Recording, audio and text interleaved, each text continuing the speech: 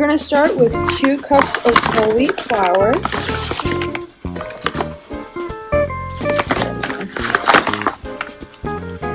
1 teaspoon of salt.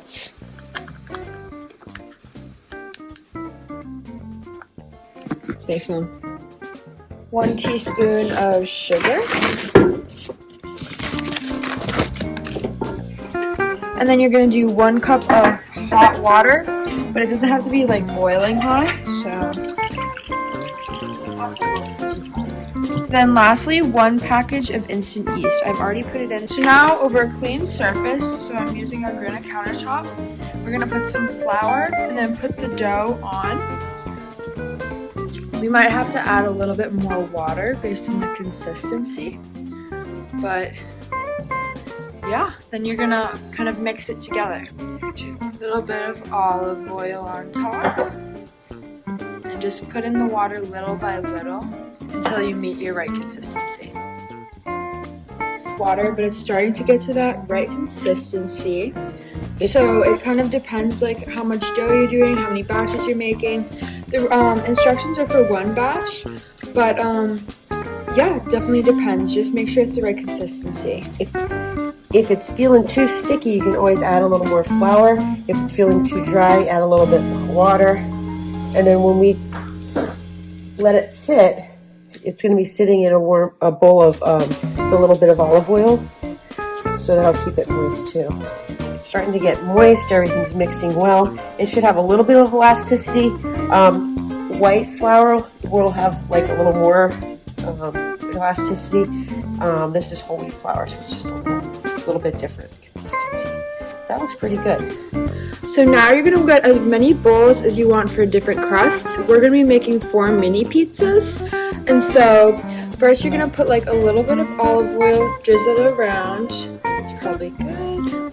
Do that for each bowl.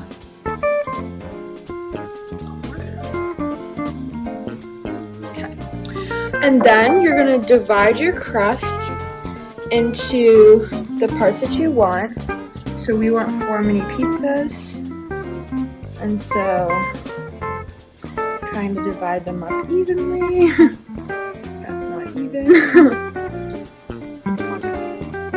Okay, so now that we have our little dough balls, I might put some more in each of them just so they're even. But now that we have our little dough balls, we have 1 for each bowl. So now we're going to put a little bit of olive oil on top.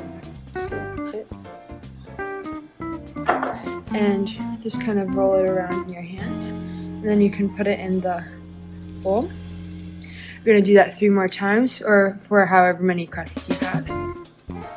Now that you have all your dough in the olive oil bowls, we're going to take some towels and definitely wash your hands first. Take some towels and wet them so you have damp towels. And then wring out your damp towels just so they're not like super wet.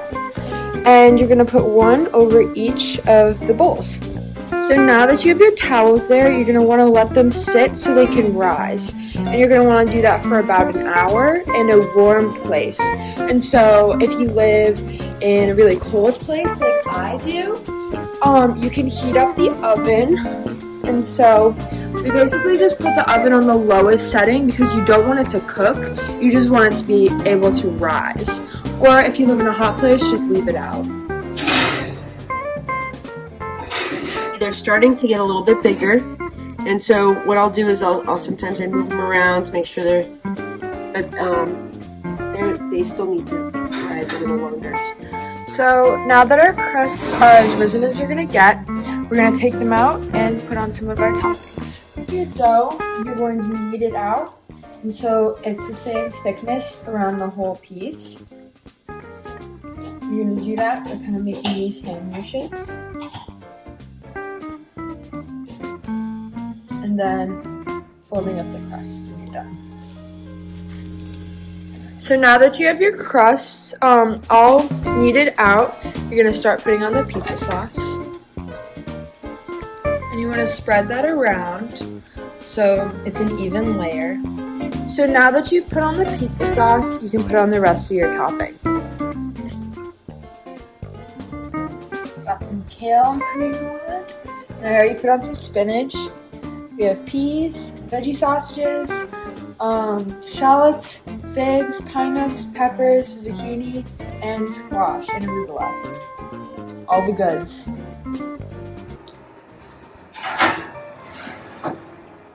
Perfect. And now that your pizzas are in the oven and all decorated, we're gonna wait about 15 minutes and then check on them again.